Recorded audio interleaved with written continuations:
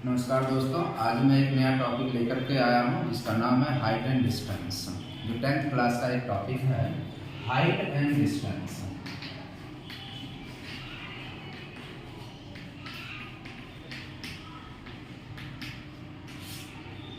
जो कि practical life में यूज करने में इस कंसेप्ट का ज़्यादा यूज होता है। ये एक्चुअली जो सिविल इंजीनियर होते हैं ये लोग ज़्यादा इसका यूज करता है। जब कहीं पर भी रोड इंक्लाइन बनाना होता है तो उस समय कितना एंगल से उस रोड को झुकाव रखा जाएगा, वो इस कंसेप्ट से वो लोग इसका यूज करते हैं।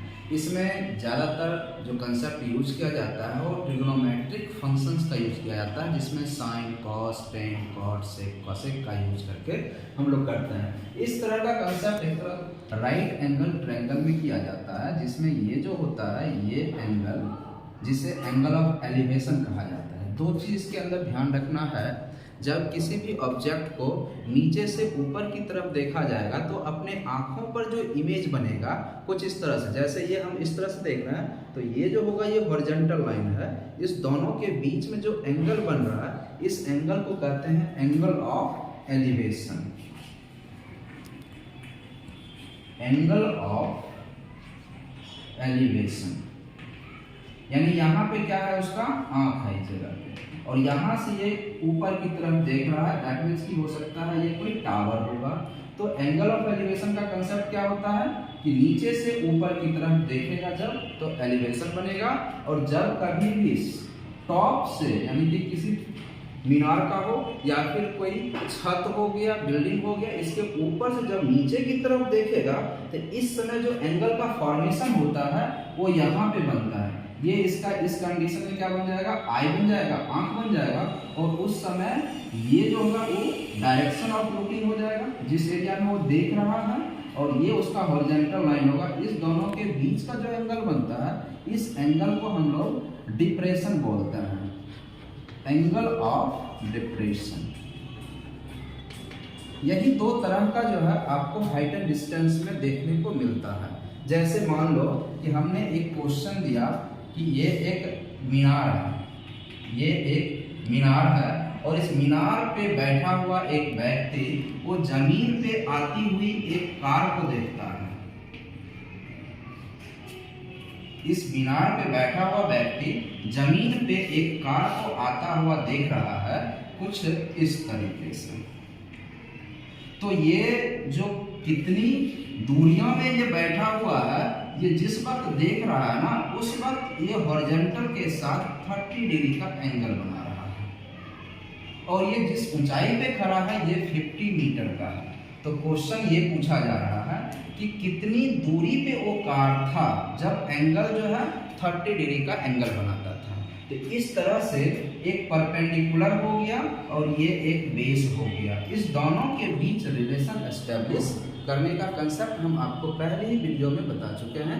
अगर आप उस वीडियो को नहीं देखे हैं तो उस कंसेप्ट को आप जरूर देख लें। 2 वीडियो इसके ऊपर हमने दे रखा है। ये हाइट एंड डिस्टेंस का फर्स्ट वीडियो है। तो परपेंडिकुलर और बेस के बीच में जो रिलेशन एस्टेब्लिश होता है उसको बोलते हैं टेन थीटा। टेन थीटा होता है परपेंडिकुलर बाय बेस। यहाँ पे टेन परपेंडिकुलर ये हो जाएगा और बेस ये हो जाएगा। तो tan 30 degree is equal to perpendicular है 50 और बेस है आपका b। यही पूछा जा रहा है। इसका वैल्यू होता है 1/√3 और ये 50/b। तो b is equal to 50√3 metre. यानी कि ये जो बेस बना 50√3 मीटर, इसका मतलब ये है कि जब कार जब आ रही थी रोड पे तो उस समय जब 30 डिग्री एंगल बन रहा था ना, उस समय मीनार के फुट से जो है कितना मीटर की दूरी पे था, 50√3 मीटर की दूरी पे था। ठीक है, चलिए नेक्स्ट क्वेश्चन की तरफ समझते हैं। कंसेप्ट आपका यही था। एक टाइप का और क्वेश्चन आता है, जैसे मान लो कि इस तरीके से आपको 2 खंभे दे देंगे, इस हिसाब से 2 खंभा, जैसे मान लिया जाए ये एक रोड है और रोड के अक्रॉस जो है 2 खंभा इस तरह से है, और दोनों की हाइट क्या है, बराबर बराबर है। मान लिया जाए 50-50 मीटर पे है।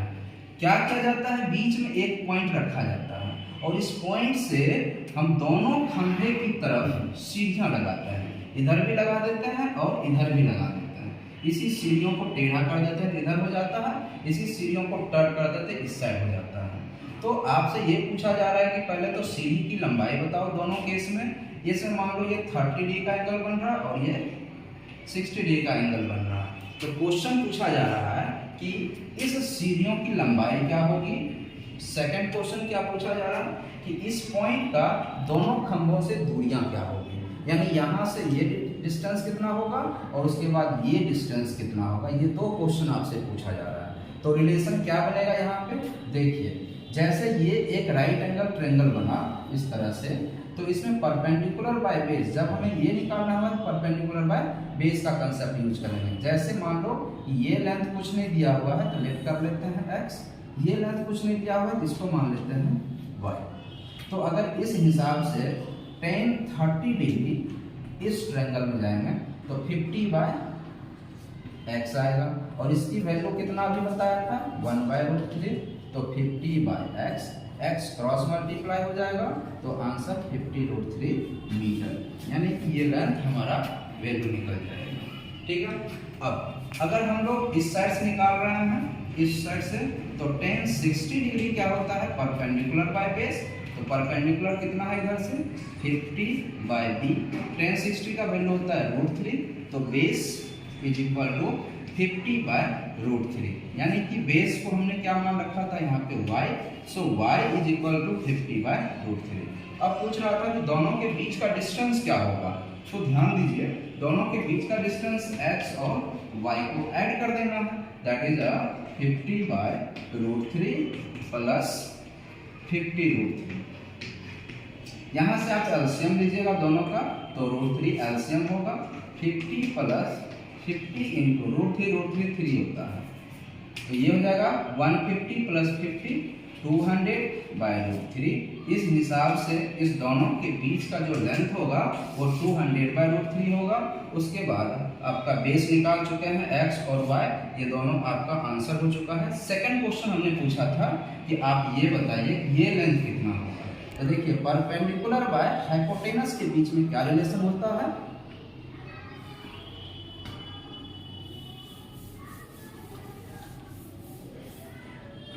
परपेंडिकुलर बाय हाइपोटेनस के बीच में क्या रिलेशन रहता है, बोलते हैं उसको साइन थीटा है। Sine 30 degree is equal to perpendicular by hypotenuse, perpendicular by hypotenuse sine 30 का वैल्यू होता है 1/2, परपेंडिकुलर का वैल्यू है 50/h, h का वैल्यू तो हमें निकालना ही है, तो h इज इक्वल टू 52 जा कितना हो जाएगा 52 जा 100। तो इस तरीके से हाइपोटेनस का भी हम लोग लेंथ निकाल लेते हैं। इसी तरह से आपको वीडियो देखने के लिए थोड़ा इंतजार करना पड़ेगा। नेक्स्ट वीडियो हम बहुत जल्द फिर से इसके ऊपर देंगे अलग अलग टाइप के क्वेश्चंस के लिए। Thank you.